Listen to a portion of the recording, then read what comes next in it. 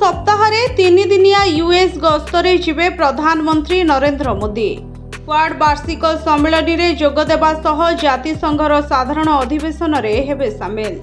ଏହି ଗସ୍ତ ଅବସରରେ ସେପ୍ଟେମ୍ବର 22ରେ ନ୍ୟୁୟର୍କରେ ମୋଦି ପ୍ରବାସୀ ଭାରତୀୟମାନଙ୍କୁ ମଧ୍ୟ ସମ୍ବୋଧିତ କରିବାର କାର୍ଯ୍ୟକ୍ରମ ରହିଛି। ଆମେରିକା ରାଷ୍ଟ୍ରପତି ଜୋ ବାଇଡେନ୍ ଡେଲାୱେୟାରର ଚତୁର୍ଥ କ୍ୱାଡ୍ ସମ୍ମିଳନୀକୁ ସମ୍ବୋଧିତ କରିବେ। ମୋଦିଙ୍କ ସମେତ ଜାପାନ ପ୍ରଧାନମନ୍ତ୍ରୀ ଫୁମିଓ କିଶିଦା ଓ ଅଷ୍ଟ୍ରେଲିଆର ପ୍ରଧାନମନ୍ତ୍ରୀ ଆନ୍ଥୋନି ଆଲବାନିସ୍ ମଧ୍ୟ ଏହି ସମ୍ମିଳନୀରେ ସାମିଲ ହେବେ। ଉଭୟ ଜୋ ବାଇଡେନ୍ ଓ ଫୁମିଓ କିଶିଦାଙ୍କ ପାଇଁ ଏହା ହେବ ଶେଷ ଶିଖର ସମ୍ମିଳନୀ। ଆସନ୍ତା ବର୍ଷ ଏହି କ୍ୱାଡ୍ ସମ୍ମିଳନୀ ଭାରତରେ ଅନୁଷ୍ଠିତ ହେବ।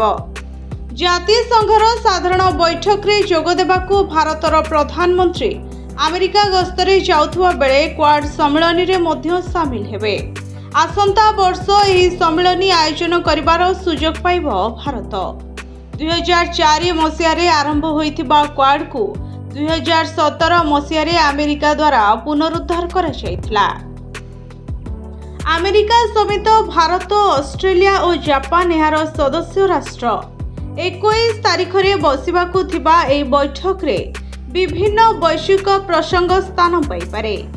ରୁଷ, ୟୁକ୍ରେନ୍ ଓ ଇସ୍ରାଏଲ ହମାସ ଯୁଦ୍ଧ ସହିତ ଜଳବାୟୁ ପରିବର୍ତ୍ତନ ଓ ଅନ୍ୟାନ୍ୟ ପ୍ରସଙ୍ଗ ଉପରେ ଆଲୋଚନା କରିପାରନ୍ତି ବିଶ୍ୱ ନେତୃତ୍ୱ। ସେପଟେ ମୋଦିଙ୍କ ଆମେରିକା ଗସ୍ତ ସମୟରେ ମୋଦିଙ୍କୁ ଭେଟି ପାରନ୍ତି ଆମେରିକା ରାଷ୍ଟ୍ରପତି ନିର୍ବାଚନ ପାଇଁ ରିପବ୍ଲିକାନ ଦଳର ପ୍ରାର୍ଥୀ ତଥା ପୂର୍ବତନ ରାଷ୍ଟ୍ରପତି ଡୋନାଲ୍ଡ ଟ୍ରମ୍ପ। ମୋଦିଙ୍କୁ ଭେଟିବେ ବୋଲି ମଙ୍ଗଳବାର ସୂଚନା ଦେଇଛନ୍ତି ଡୋନାଲ୍ଡ ଟ୍ରମ୍ପ।